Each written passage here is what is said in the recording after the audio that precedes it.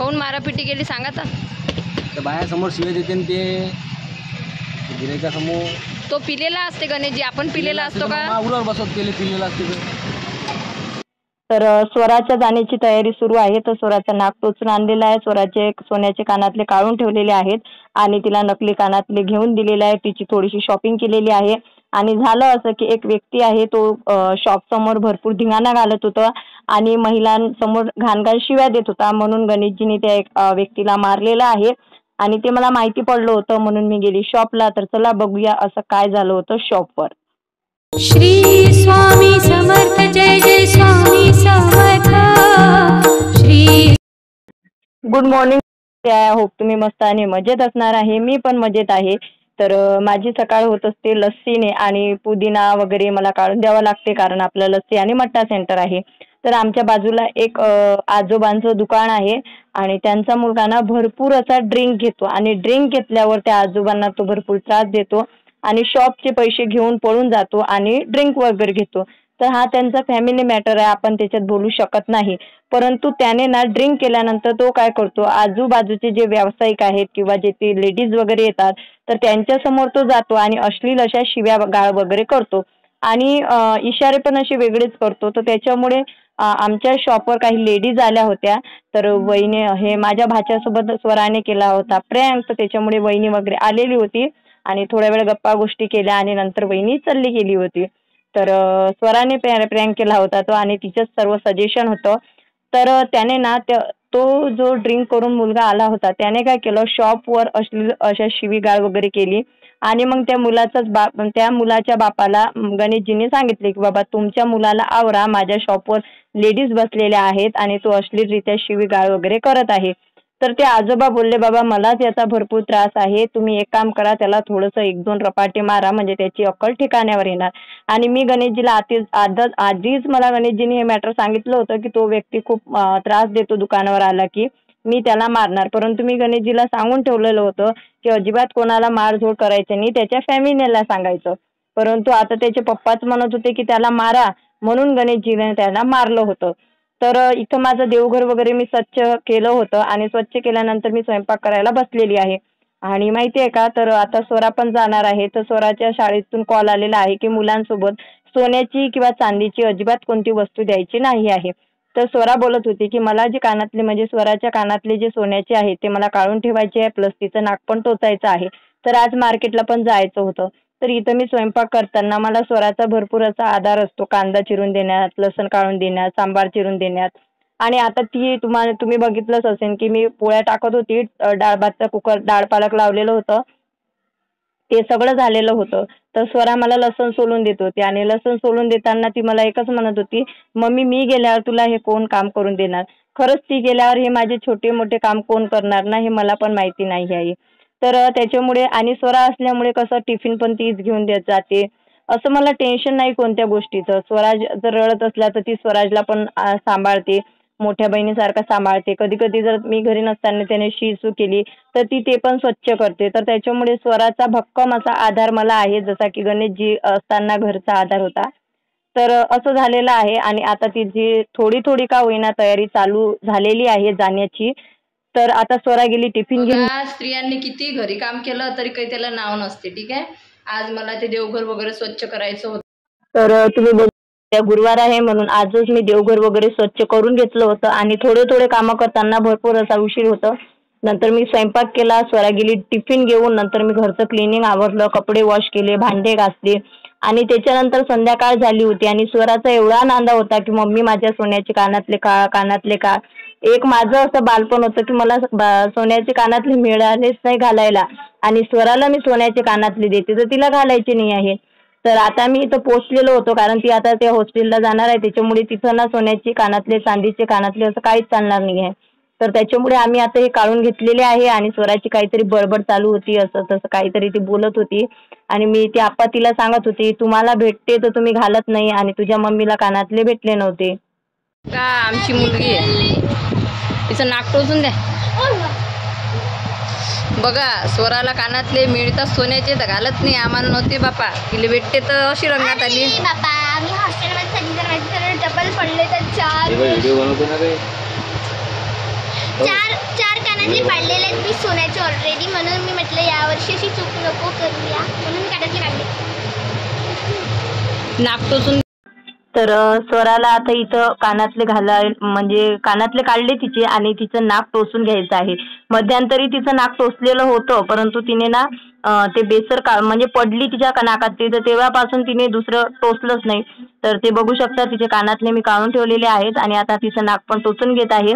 कारण ती आता तिकडे जाणार, मग कधी येणार, मग कधी टोचायचं. म्हटलं टोचून जा आणि मस्तपैकी जाताना एक डायमंडची बेसर मी त्याच्यामध्ये घालून देणार आहे. आता थोडी थोडी करता करता तिची तयारी आता चालू होत आहे. म्हणजे पॅकिंग म्हणा, ट्रॉली बॅग, हे ते भरपूर असे लिस्ट आहे, ते सर्व सामान तिला घ्यायचं आहे. आणि बघू शकता तिचं नाक टोचल्यामुळे तिच्या डोळ्यात भरपूर असं पाणी आलेलं होतं. आणि कानातले आम्हाला मेन या कारणामुळे काढले तिने की तिला मॅचिंग ड्रेसवर मॅचिंग कानातले घालायचे होते. मुलं बघा जेव्हा मोठी होतात ना तेव्हा आपली काही ऐकत नाही. आता तिला मॅचिंग ड्रेसवर मॅचिंग कानातले पाहिजे, नेलपेंट पाहिजे, सर्व काही पाहिजे. म्हणजे मुली जशा मोठ्या होतात ना तसं त्यांना कळते कसं राहायचं कसं नाही. आणि आपण इतके लहान होतो ना की आपल्याला हे काहीच गोष्टी कळत नव्हत्या. मी तर कधीच मॅचिंग कानातले हे ते कधीच घेतलं नाही. नेल पेंट सुद्धा लग्नाच्या अगोदर मी कधीच लावली नाही, लग्नात लावली आणि त्याच्यानंतर 1-2 वेळा. अजूनही मला नेल पेंट वगैरे लावायची सवय नाही आहे. परंतु आजकालचं युग आणि मुली खूप म्हणजे पुढे गेलेल्या आहेत, त्यांना मॅचिंग वगैरे. आणि ते लहान असतात तोपर्यंतच आपलं ऐकतात आणि तोपर्यंतच आपणही त्यांच्यावर जबरदस्ती करू शकतो. परंतु एक वेळा ते मोठे झाल्यावर ते आपलं ऐकत नाही आणि आपण हे जबरदस्ती करू शकत नाही. तर असो, कारण कसं आहे लग्न झाल्यानंतर पुढच्या लाईफमध्ये कोण कसं भेटते कसं नाही, त्याच्यामुळे आपण त्याच्यावर जबरदस्ती करू शकत नाही.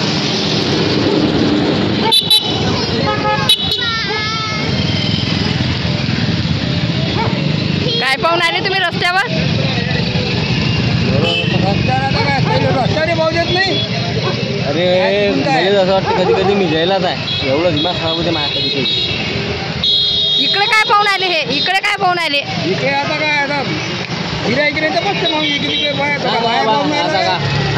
अंगेच पाहिजे का दिवसभर असंच काय असं अंगेच पाहायचो का.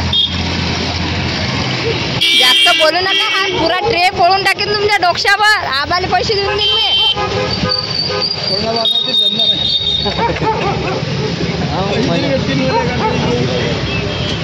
माझ्या व्हिडिओची लाइटिंग तुम्हाला दिली, हा तुम्ही त्याचा धिंगाणा केला. हे लागते ना होते लाईन व्हायच्या नाही लागत. नाही मई लाइटिंग जर खराब झाली तर मी 600 रुपये घेणार आहे तुमच्याजवळून. बस झालं हो बास काय तुमच्या. हा हे काय हे पेटोली ना तुम्ही म्हणत, हे काय मग लाईनवर लागते ते नाही लागत. हा धिंगाणा कोण केला तुम्ही पण याचा एवढा? हे काय हे लाइटिंग इथं नव्हती.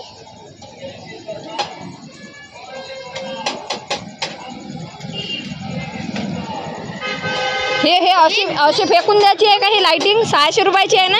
रोज आणणार असते ते गाडीच्या काय दिवसभर का गाडीवर ठेवू का ते आणणार टाकत असतो रोज.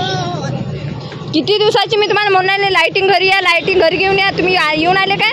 हे मी आज आली म्हणून आले. मग लाइटिंग खराब झाली तर मी 600 रुपये भरून घ्या. ऐकून घ्या कोणत्याही कानानं. गाडी लाकूड घाला दातात, लाकूड देऊ का आणून? होईन ना धनुर्वाद मरसान ना. वाट मी कधी मारतो हा तेच वाट मर्याची होऊन दुसरी बायको गिको पाहिली काय?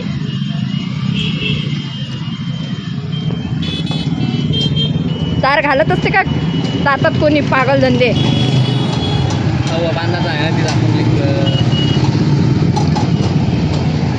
ऐकलं काय?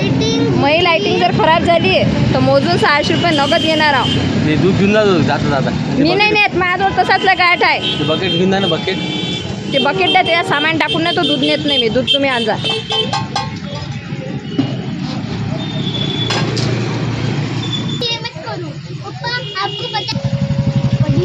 काऊन मारापिटी केली सांगा तर?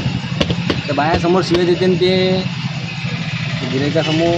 तो पिलेला असते गणेशजी, आपण पिलेला असतो का? उरावर बसत केले पिलेला असते तर लेडीज पेडीज राहते काही समजते की नाही. कंपनीच्या खाली शिवाय राईट.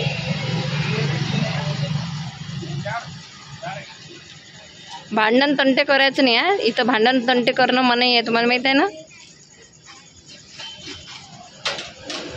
गुड बॉय म्हणले लाव आपण कॉम्प्लेन बॉय. आता भांडण तंटे करायचं नाही कोणासोबत. हा ऐकलं काय? मला माहीत पडलं तुम्ही दुपारी ती मारापिटी केली म्हणून आली मी एवढ्या काळजीनं. पत्रिका दिली हां पत्रिका दिली दुकान माझं आहे त्याच्यामुळे मला बोलावण्याची आवश्यकता नाही. मी माझ्या मर्जीने येणारी मुलगी आहे. ओके चलो बाय. घरी लवकर ये जा. सेवा सुरू आहे म्हणजे सेवा. मामाला दे ना मामाला दे ना. हां देते काय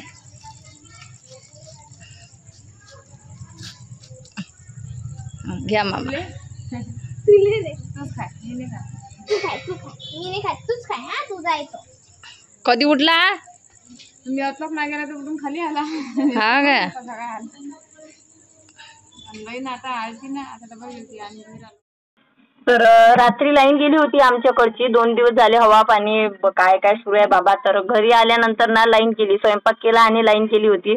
तर मस्तपैकी टेरेसवर आम्ही कॅन्डल लाईट डिनर केलेला आहे. स्वरानी मी गणेशजीनी आणि स्वराज आम्ही मस्तपैकी कॅन्डल लाईट डिनर केला. म्हटलं हॉटेलमध्ये तर करणं होत नाही मग चला आपण आपल्या टेरेसवरच करूया. आणि लाईन गेल्यामुळेच तो कॅन्डल लाईट डिनर झालेला आहे. तर इथं आलू वांग्याची भाजी केली होती, पोळ्या केल्या होत्या, डाळ होती, भात होती. म्हणजे दुपारचं डाळ पालक पण होतं आणि आलू वांग्याची पण भाजी केली होती. मस्त बीट कांदा आणि कैरी होती. तर हे सर्व कापून वगैरे घेतलं होतं आणि गणेशजी मी आणि स्वराने आम्ही वर आणलं होतं. तर गणेशजी मस्तपैकी जेवण करत आहे, मी पण जेवण करत आहे आणि तुम्ही पण या मस्तपैकी आमच्यासोबत जेवण करायला बघू शकता. गणेशजी कॅन्डल लाईट डिनर कसा आला मस्त झाला ना. कसं झालं स्वराज जेवण मस्त मस्त आहे ना. हे बघा आम्ही कॅन्डल लाईट डिनर केला बघा चांदोबाच्या मस्त सानिध्यात मस्त. चला मग या ब्लॉगला तर करते मी इथं दी एंड. व्हिडिओ आवडला लाईक कमेंट शेअर सबस्क्राईब करा. भेटूया लवकरच नवीन व्हिडिओमध्ये. तोपर्यंत बाय बाय सर्वांना. श्री स्वामी समर्थ.